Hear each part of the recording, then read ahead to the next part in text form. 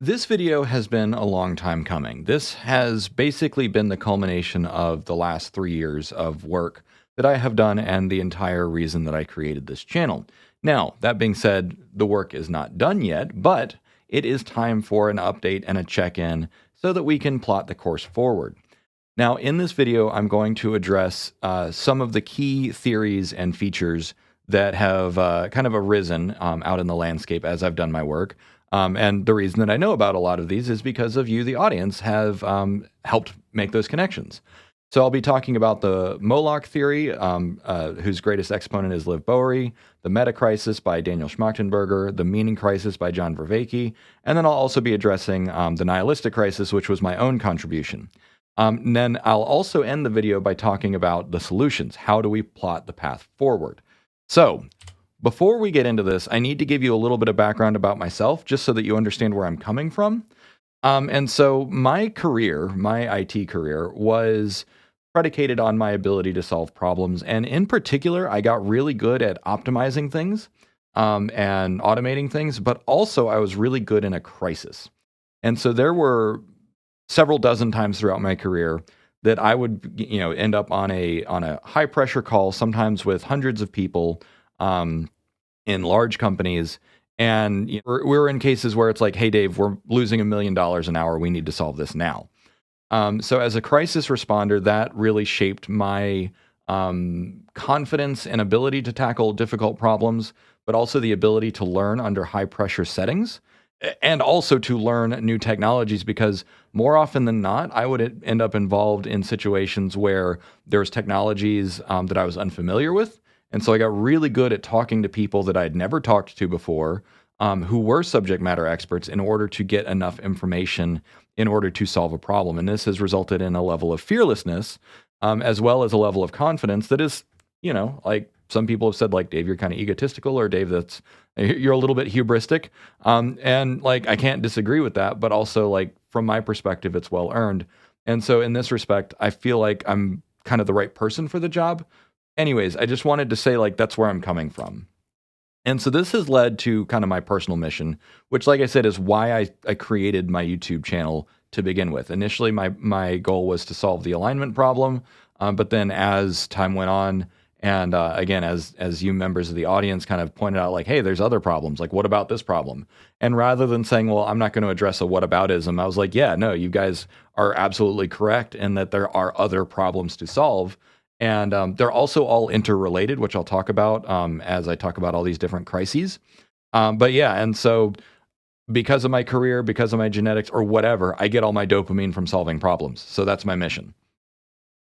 And also, before I dive into the rest of this, I want to say that I recognize that I often come across as overly critical. Some of that is just my mannerisms. I'm on the spectrum. But also, what I will preface all this by saying is that I agree with the people that I'm about to talk about, their narratives, far more than I disagree with them. And I agree with them on 80 to 95% of their points. And so what I'm going to be focusing on is the differences, though, as well as some of the criticisms and critiques. But I do want to emphasize that I agree with Liv and Daniel and John infinitely more than I disagree with them. So with all that being said, let's dive right in. If you're not familiar with the Moloch theory, this is the one that is whose greatest exponent is Liv Bowery.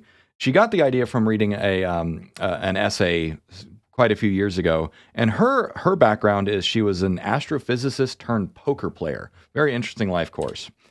Anyways, the Moloch Trap is basically the cardinal example that she gives is beauty standards on social media. And so we're all kind of familiar with the systemic harms of social media now.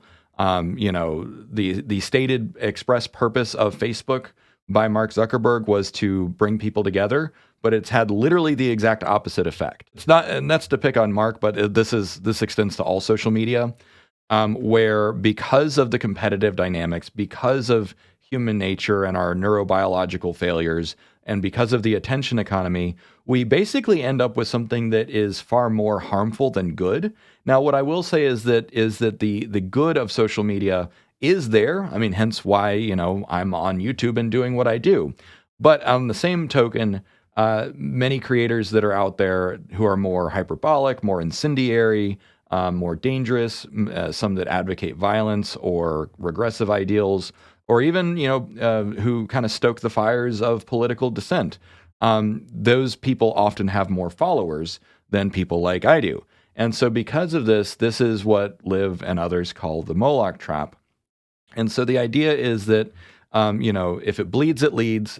Things that are dangerous or disgusting or that make us angry just intrinsically get our attention more than good news. Negative emotions, we experience them roughly 3 times more strongly than we experience positive emotions. And our brains, our chimpanzee savanna brains, are simply not evolved or calibrated to understand mainstream news or global news or the internet. And so, because of that, we have some neurobiological failures that basically means that we pay attention to things that make us angry or disgusted on the internet more than good things. And this has resulted in all kinds of problems, from mean world syndrome, which mean world syndrome is basically the view that the world is far more violent and degenerate than it actually is, and that it's getting worse, when in fact, by every objective measurement, the world is actually getting better, with a few setbacks and exceptions here and there. But by and large, war casualties going down, instances of sexual violence going down, teen pregnancy going down, poverty going down. There's like lots and lots of actually objectively good trends. But because of that, because of these neurobiological failures of humans and the fact that our technology has outpaced our evolution, we just can't really engage with this stuff on a good topic. And so this leads to kind of a lose-lose situation, particularly with beauty standards, where people who are objectively beautiful and popular feel like they're not. That's kind of where Liv got started with this idea. And so, yeah, there's a tremendous amount of evidence and value in identifying the Moloch Trap. And it also applies to other things. The beauty standard is just one of the most accessible examples. But social media and the attention economy and everything else, I'm sure you're aware that there are many, many ways that this expresses. So with that being said, there are some criticisms that I have of the Moloch imagery. First and foremost being picking a demonic cult is, yes, it's compelling. In this case, Liv is using the attention economy against itself. So in that case, it's kind of like, okay, I see what you're doing there. But it's also incredibly loaded. And so there's a little bit of problem with that. Also, some of these other things can be explained more simply. So for instance, attention economy is a little bit more clinical and accurate way of describing what's happening here in terms of those failures. Also, status games. So if you've been watching my channel, you're familiar with, I find that the book, The Status Games, to be very compelling in terms of explaining human behavior. And so it's not necessarily a set of perverse incentives or anything, or even necessarily neurobiological failures. You could even categorize all this stuff as our social operating system operating as intended. Now, technology has changed our relationship with some of these things. And so, Moloch, okay, great. I prefer to think of it as status games and attention economy, which are simpler explanations. And my greatest criticism of the Moloch narrative is that it could be a self-fulfilling prophecy. Because when you elevate these relatively benign, mundane problems to the iconography of literally a demonic god, that makes it seem like this Cthulhu-esque threat that is insurmountable. And I don't necessarily believe that any problem is insurmountable. And so that's my chief criticism. And again, like, I understand why. Like, making a narrative more compelling is actually part of the utility function of that narrative. So this is a relatively soft criticism. What I will say is that there aren't many solutions proposed yet, which is part of my frustration and why I'm doing this. So next up is the Metacrisis by Daniel Schmachtenberger. So the Metacrisis theory basically is Daniel's systems theory or systems thinking approach, which is the observation that there is a major confluence of many, many, many problems. And so this includes spiritual changes, philosophical, political, economic, and environmental changes that, in Daniel's words, kind of all feed off of each other and create a kind of a death spiral or a negative reinforcing loop, or negative feedback loop. Sorry. And so what he talks about is that these exacerbate each other, they exaggerate each other, and that this ultimately leads to what is called a negative attractor state, or basically in game theory and systems theory, a negative attractor state is basically you are inevitably trending towards a stable end condition that is undesirable, and there's not really anything you can do about it. And so that is, of course, sounds very alarming, but the other principles and tenets is that all of these things are interconnected. And so, for instance, what do we mean by like interconnected crises or the metacrisis? Okay, so one example is climate change. We're stuck using fossil fuels, which is driving climate change, which is going to drive geopolitical tensions, which is going to drive wars and other resource crises. And so all of these things kind of feed off of each other and make each other worse. And then, of course, you end up with intellectual and philosophical changes, spiritual changes that result in political changes that also result in exacerbations of these other problems. And so, therefore, we have this negative attractor state that we are inevitably and intrinsically and inexorably leading towards catastrophe or cataclysm, which could be the extinction of humanity. It could be a cyberpunk hellscape, something bad that no one wants, but we can't get off this train. The bus it's like in Speed, the old Keanu Reeves movie where it's like the bus has been hijacked and you have no control over it and everyone's going to die. Now, what I will say is that there's a lot of good grist here for the mill. So understanding negative attractor states and pointing out that, hey, you might be set kind of on a collision course that you don't know how to get off of. And there's plenty of evidence for this. Coordination failures. So one of the chief things that Daniel Schmachtenberger says is that the solution or the part of the problem is coordination failures, that we can't coordinate with each other to come up with solutions. But if we could coordinate, if we could understand the problem and the solution, and if we could all agree, then we could alter course. We could go from a negative attractor state, such as dystopia or collapse, and head towards a positive attractor state, such as some beneficent future, utopia, or whatever you want to call it. But basically that we could alter course, alter trajectory, and get to a better solution. And so then this comes basically down to systemic dysfunctions, which is that, okay, one of the greatest systemic dysfunctions is capitalism and money. Money is a fantastic invention. It is so useful that we can't get off of it. But money also creates a bunch of perverse incentives, such as profit motives.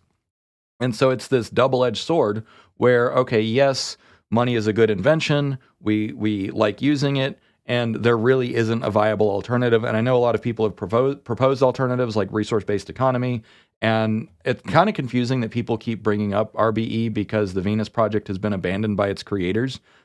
So if they don't even believe in it, then why do other people believe in it? Anyways, but this does shine a light on structural incentives, perverse incentives, systematic dysfunctions, and the game theory aspects such as negative attractor states. I added Byzantine generals problem, which is basically we are always operating with imperfect and incomplete information, which means it is intrinsically impossible to trust other actors, which is part of these coordination failures, which is even if you ostensibly agree on the solution and the problem, there's no guarantee that people can execute on it or that they actually truly believe in it. So that goes to some of the structural problems and patterns that lead to this. So, my criticisms of the metacrisis. First, it's a rather hyperbolic claim. And what I mean is that if you have the assertion that not only is climate change and political crisis and war and resources and technology and society and philosophy, that not only all of these crises are real, but that they are also intrinsically linked to each other and are inexorably going to make everything infinitely worse, that's kind of reaching. and don't get me wrong, I understand that this is a highly defensible argument, and you can draw some conclusions. However, it also requires you to ignore the massive PR campaigns that have happened over the last decades. I grew up watching Ferngully, which was admittedly part of the PR campaign to convince the next generation that climate change was a problem. And guess what? It worked. 97+% of scientists agree that climate change is a problem. The Pentagon believes that climate change is a problem. We have international consortiums talking about climate change. We have, economic incentives that have been created to facilitate the transition away from fossil fuels. And in point of fact, we have seen most nations beating their targets for transition away from fossil fuel dependence. And so that kind of really shoots a hole in the metacrisis theory that like we can't coordinate. I don't really see any evidence that we can't coordinate. And I also, on the specific topic of fossil fuels, according to the coordination failure theory, it's basically saying, well, we wanted to stop using fossil fuels decades ago, but we couldn't because we couldn't coordinate. That's not really an accurate interpretation. What really happens with fossil fuel is we were already dependent on it. We were physically dependent on fossil fuels by the time we realized there was a problem. And also the threshold to get off of fossil fuels, the amount of technological solutions that were required, such as nuclear fusion, nuclear fission, solar, wind, hydrogen economies, circular economies. We needed to basically innovate our way out of fossil fuels. And that was not really a coordination problem. In fact, as I've pointed out, we have renewables. Nations are beating their targets. There have been many reports over the last year of nations that have been carbon negative, or maybe not carbon negative, but at least that are relying far more on renewables, and that they're going to be carbon negative sooner rather than later. And so because of that, I'm like, okay, well, if the fossil fuel thing is kind of the best argument for the metacrisis, but it's based on a false assertion or assumption in terms of what caused it and how to get out of it, then it kind of takes the wind out of the sails of the metacrisis. So that's my chief criticism. And now we move on to The Meaning Crisis by John Vervaeke. And this is actually going to be the closest to my own work, which I'll talk about in just a minute. So The Meaning Crisis is basically the confluence of nihilism and postmodernism. And you could arguably add in capitalism and neoliberalism, which I have on my other channels. If you want to check those out, links are in the description. On my Mythic Archetypes channel, I talk about cyberpunk and how cyberpunk is basically the result and an example of the meaning crisis. And then on my Pragmatic Progressive channel, I basically talk about the same thing. But basically, over the last century or two, we've had this rise of secularism, we've had the rise of nihilism and postmodernism. And as I argued in my other videos, that really set the stage for what we now call late stage capitalism, which is the inevitable result of neoliberalism. And all of this basically says like, hey, we are in this state of moral degeneracy. We have lost a sense of meaning. We've lost a sense of purpose. Traditional structures have all been eroded. And if I'm starting to sound like Jordan Peterson, there's a reason for that, and I'll address it in just a second. But anyways, when you have this coordination failure, because the death of old narratives, of modernism, of religiosity, and the goodness of people, because basically like every poll that you look at says that like we're in bad shape and we're heading in the worst shape and nobody cares and the world is going to hell in a handbasket. This is basically the meaning crisis, and I can't really disagree with the diagnosis at all. However, there are some criticisms with this. So the primary criticism, as I said, if it sounds like Jordan Peterson, there's a reason for that. So many of us who are in the philosophical and intellectual and creative and economic and political landscape, we kind of all agree on the problem. This is something that Jordan Peterson and John Vervaeke and I all absolutely agree on, is that nihilism and postmodernism are the problem. Now, part of the problem, though, is that when you look at who are the people promulgating this, we're all white guys. Jordan Peterson is an old white guy. John Vervaeke is an old white guy. I'm starting to get there. And so when you look at the demographics of people talking about the meaning crisis, one of the ways that it has been interpreted, and this is not coming from me, I actually got this idea from looking at other demographics, is that this is largely being relegated to saying, okay, well, the world no longer revolves around white guys, so this is just, the meaning crisis is just a white guy problem. While the status of women is rising, while the status of minorities is rising, and I know those are controversial things to assert, and you can certainly point at examples to the contrary. The fact of the matter is that, patriarchy is under attack, and there are people like Jordan Peterson and Ben Shapiro. I'm not related to Ben Shapiro, by the way. Stop asking. And all of us, it's like, okay, well, if a bunch of white guys are concerned about a meaning crisis, but nobody else is, what does that actually say? And so this basically kind of leads to the idea that like, if our language is being co-opted by regressives, and I will say that Jordan Peterson is actively a regressive. He's not even a conservative. He wants to go backwards. He wants to rebuild traditional structures of meaning and value. And he's actually been on stage recently explicitly saying that equality has been bad for women. So if that's not a regressive standpoint, I don't know what is. And so this is where it's like, okay, I'm kind of throwing stones at people who agree with me otherwise, because again, we all agree that nihilism and postmodernism are the problem. We just disagree over which direction to go. And what I also will say is that what John Vervaeke recommended that we do is exactly what I've been doing. So I'm in greatest alignment with John's work, even though other people have kind of come in and co-opted the language. And so my contribution, which I started talking about a year or two ago, is what I call the Nihilistic Crisis, which is basically just a rehash of John Vervaeke's work. But I call it, I identify it a little bit different.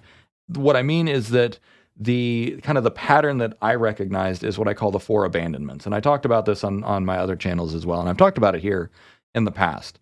But basically, the combination of nihilism, the rise of secularism, the rise of postmodernism has led to what I call the four abandonments. And so that is childhood abandonment, social abandonment, cosmic abandonment, and self-abandonment. And basically what I realized as I was studying mental health, philosophy, and politics and economics is that with the rise of secularism, we ended up with this kind of meaning crisis. So it's like, okay, well, what's the purpose of government? What's even the purpose of living? And so then we said, well, actually, there is no purpose to anything, so let's just worship money. Let's worship economic productivity and GDP above all else, which is one of the forces that fundamentally disrupted the family structure, because now you have people moving all over the place, and so families move away from their support structures. You also have dual income families where children, the latchkey kid phenomenon, where children basically raise themselves. And so basically the death of meaning and the rise of neoliberalism and capitalism is the force that fundamentally destroyed the family unit as we know it and our support networks. And so that led to childhood abandonment and this profound amount of emotional neglect that pretty much all Western children are exposed to results in an expectation and a reinforcing loop around social abandonment, which is then compounded in voting patterns. It also basically says like, this is how we have companies unironically saying, our company is a family. And it's because actual families have been destroyed. And so then companies step in and say, oh, hey, actually, we're your family now. And that's why you end up with what I call institutional codependence, which is exactly as bad as it sounds. And all of this is supported by cosmic abandonment, which is the observation of nihilism, that basically says, hey, there is no God, there is no meaning from on high, and so that creates a power vacuum, that creates a meaning vacuum, and what is that filled by? It's not filled by the church anymore, it's filled by corporations. And so then finally, we all give up and we end up black-pilled, and that's self-abandonment. So that's the nihilistic crisis, and like I said, my work ultimately pretty much identical to John Vervaeke's work. I just articulated it a little bit differently. So, but this begs the solution of post-nihilism, which I'll talk about in just a second. So, taking a big step back, all of these crises, whether it's Moloch or metacrisis or meaning crisis or nihilistic crisis, there's a lot that we all have in common, which is why, and the offer still stands. I want to talk to Liv. I want to talk to Daniel. I want to talk to John. Let's get together and have a podcast. So if you're watching, let's make that happen. Now, what is the commonality that we all have? One, we're all paying attention to systematic complexities, such as game theory, economics, perverse incentives, long-term trends. So a lot of these trends have been on the rise for 1 to 2 centuries. The Industrial Revolutions, the rise of secularism, the transition to nihilism and postmodernism. None of these are new phenomenon. So because of this, because of the temporal scope, it can be really difficult to wrap your head around everything that's happening. There's also intellectual and spiritual shifts that have downstream impacts on economic and political structures, as well as social structures.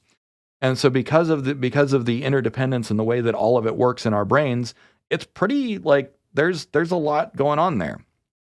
There's also some structural dysfunctions. And so what I mean by a structural dysfunction is market externalities, perverse incentives, and those neurocognitive failures that I talked about, such as what leads to the attention economy.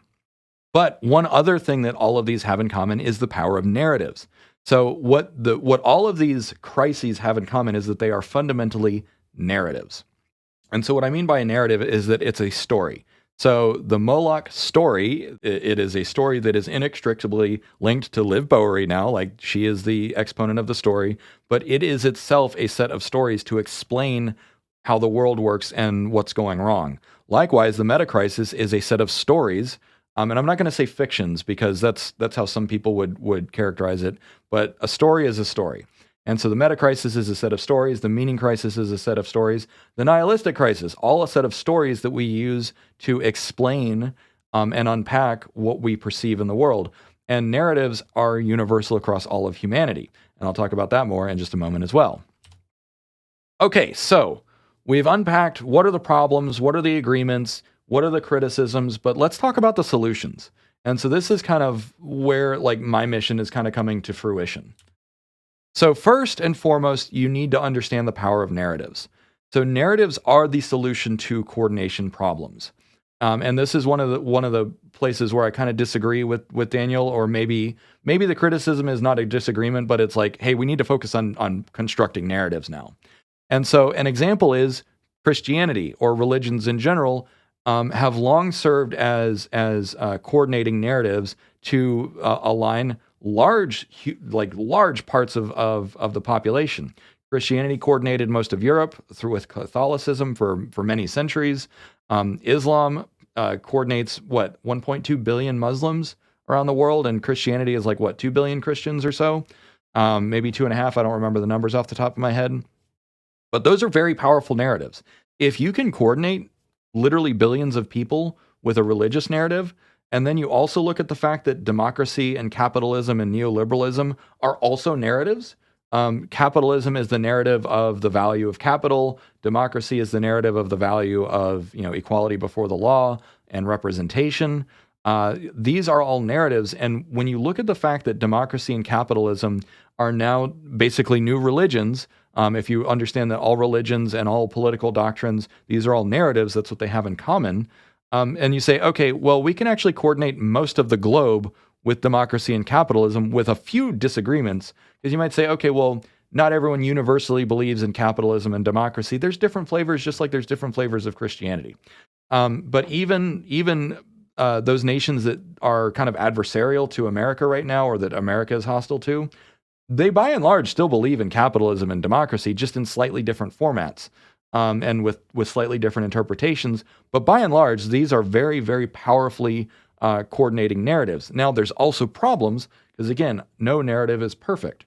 But what I want to drive home is the power of narratives and the centrality of narratives. So in messaging of these problems, whether it's the Moloch Trap or Metacrisis or Meaning Crisis or Nihilistic Crisis, those are also narratives. However, just using a narrative to highlight the problem is only the first half. So now we also need to create narratives around the solutions.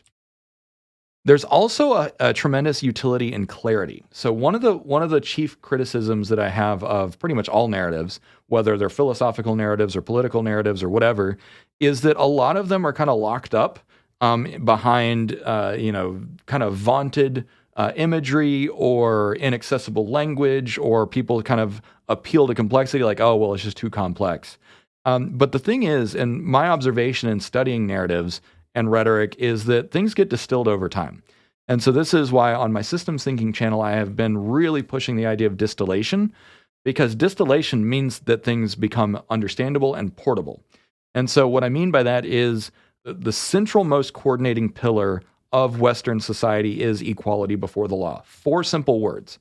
That central premise gives rise to literally everything else that we kind of value in Western civilization, which means equal vote, equal rights, human rights. Those sorts of things serve as the central coordinating narrative, and it is a highly, highly, highly distilled kind of assertion. And so basically my appeal here is, okay, we've distilled the problems.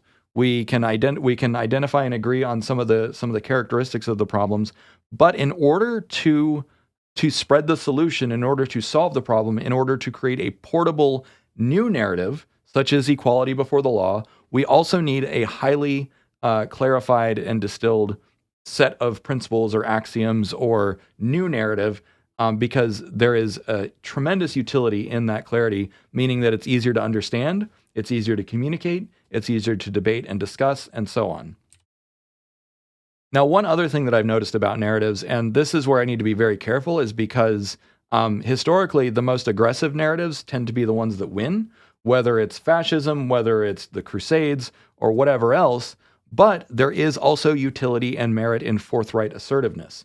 So that's why I generated an image of a crusader, because Deus Vult, right? God wills it. And that was the imperialistic or expansionist idea that, Christians have an obligation to spread the word of God. There's a reason that Christianity is the largest religion, is because of that forthright assertiveness of that religious narrative.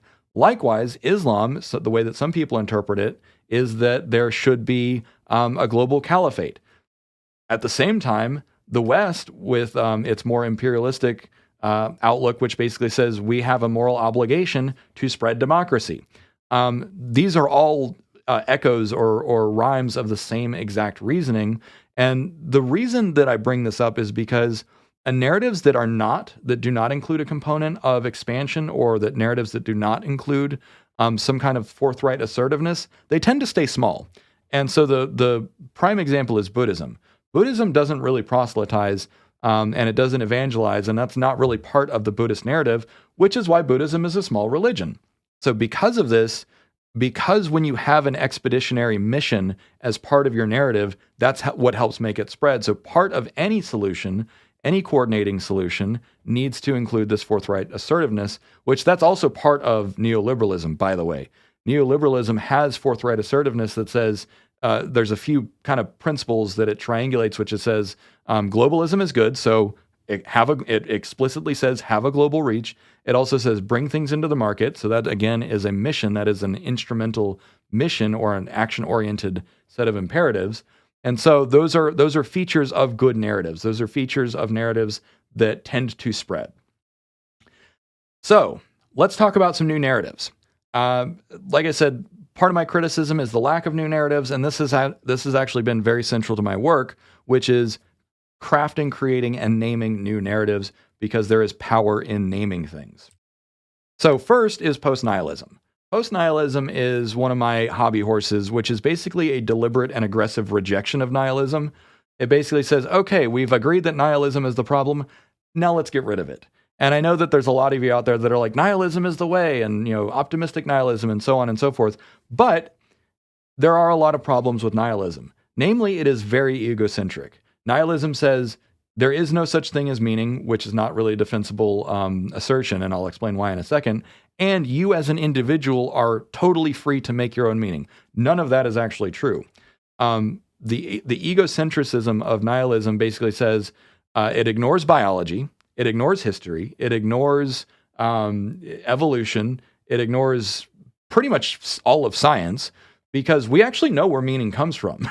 We actually know that meaning comes from relationships. We know that we're a social species and that we derive a tremendous amount of meaning through relationships and through being a member of that species. And so the premise of nihilism is just wrong. Like, it's just categorically wrong. Now, also, when you look at the teleological impact of nihilism, it is an abject failure. Genocide, late-stage capitalism. This is why I have Margaret Thatcher as as an avatar of nihilism. Not that she was a nihilist, but her philosophies were nihilistic. The moral and systemic failures of nihilism basically say it's no good. We are in bad shape, and we're heading in the wrong direction. I think people agree with that. And part of the reason is because of those nihilistic ideas that have come up. Hence, what I call the nihilistic crisis. You have this negative feedback loop, this vicious cycle of nihilism. And meanwhile, you have people saying we need to double down and have more nihilism. No, if you've hit rock bottom, it is time to stop digging, put away the jackhammer. It's time to do something else, which is an energetic and enthusiastic rejection of nihilism. Because remember, assertive narratives tend to win. And this is where part of nihilism will fail, is because it's a very passive, it's a very soft a narrative, which is basically, it doesn't have any engagement to proselytize. Whereas post-nihilism says, no, nihilism is actively bad, and we need to energetically reject it and move on. And also, it's an easy thing to say, post-nihilism. We've been in nihilism for too long. Let's move to post-nihilism. Metamodernism is the next narrative. So metamodernism is on the rise. If you do some searches, there's plenty of other philosophy channels that have talked about metamodernism. People can't really agree on what it means yet. And if you ask ChatGPT, it's going to say metamodernism is the oscillation between modernism and postmodernism. No, it's not. That's an idiotic definition. Anyways, as again, I agree with Jordan Peterson and I agree with John Vervaeke. The postmodernist trap that we're in is part of the problem. Now, the utility of postmodernism was very high. I have a love-hate relationship with postmodernism because it was great in that it served to challenge dogmatic structures like racism and sexism and the religious absolutism. But when you categorically throw all that out, it leaves you in this kind of spiritually bleak space where it's like, okay, there is no absolute truth. There is no morality. It's all relative. So now what? Now we're just lost in a post-truth era. Fortunately, again, as with nihilism, some of the ground assertions of postmodernism are not actually true. They're not actually defensible. And so one of the features of metamodernism that has emerged is emergence itself. So the emergence narrative is basically saying, hey, truth and values don't come from on high. They're not handed down by God. They're not handed down by the universe. They actually emerge from the ground up, from the bottom up, by virtue of all the systems and structures that we are based on. The standard model of particle physics leads to atoms and molecules, and that leads to chemistry and physics, and that leads to biology and life, and that leads to minds and narratives. And so when you have this bottom-up view, this emergent view, you can say, actually truth does exist. It emerges from the bottom up, though, and this disposition, this different attitude, this different orientation to where does truth come from? Where does meaning come from? It doesn't come from on high. That's why we couldn't find it up there. It actually comes from below. And there's also, when you understand complexity theory or the idea that, like, Gödel's incompleteness theorem, you say, okay, there is mathematical space for arbitrariness in narratives. You say, okay, well, narratives are somewhat arbitrary, but we also have grounding from underlying systems. And when you understand this, you can also observe the phenomenon of convergence. We have converged on many actual universal truths, such as money. We have globally converged on the invention of money as by and large a good thing. We have also converged on understanding that money has some perverse incentives and that there are some systemic and structural problems with money. We've also converged on science. It doesn't matter what culture you're from, whether you're Russian or Chinese or Australian or anywhere from Africa or South America. Science is something that we have converged on. So the assertion that there is no shared narratives, that everything is absolutely relative, is no longer a defensible assertion. And so now it's time to let go of postmodernism and move to metamodernism, which again, its two pillars are emergence and convergence.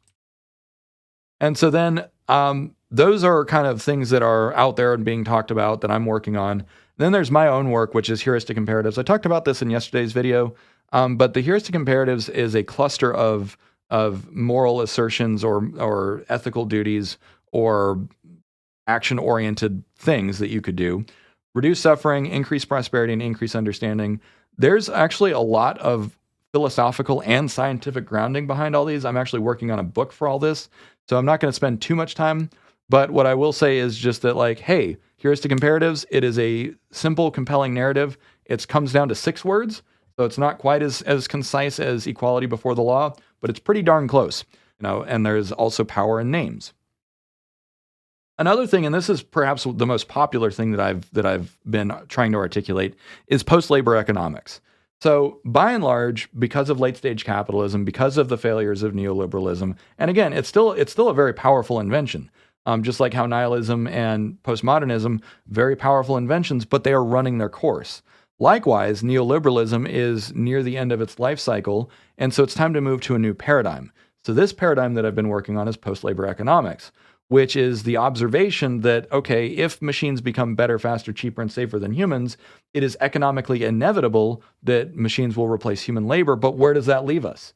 That leaves us in we have to challenge basically all assumptions that we have about the way that the economy works. We have to challenge assumptions about neoliberalism and property rights and free market theory and so on. And this forces us to reevaluate our purpose as humans and also where we find meaning. Because right now, under neoliberalism, meaning comes from economic productivity. That is our new God right now. Whether you think of it as debt is our God, or money is our God, or GDP is our God. During the pandemic, there were all those memes where it's like an asteroid could hit Earth, and then the politicians would be like, "Oh God, the economy."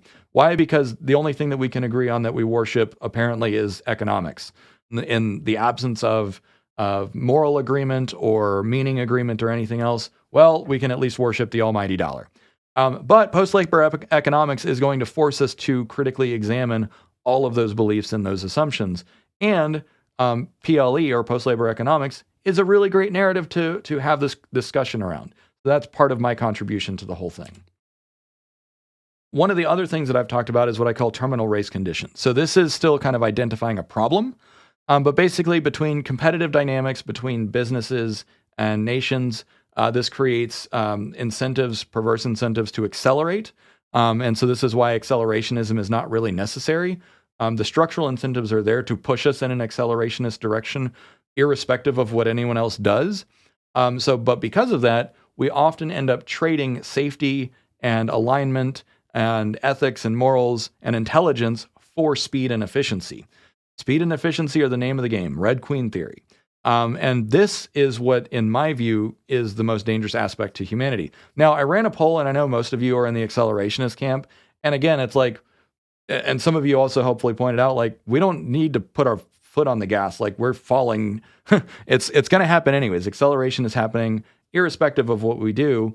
And no one is really in the decelerationist camp, which, yeah, like, we have no brakes. But we need steering. And so if it's all gas, no brakes, at least we've got a good steering wheel, or we need a good steering wheel at least. And that's kind of why I'm pointing out what I do, is because navigating a crisis is more about steering than it is accelerating or decelerating.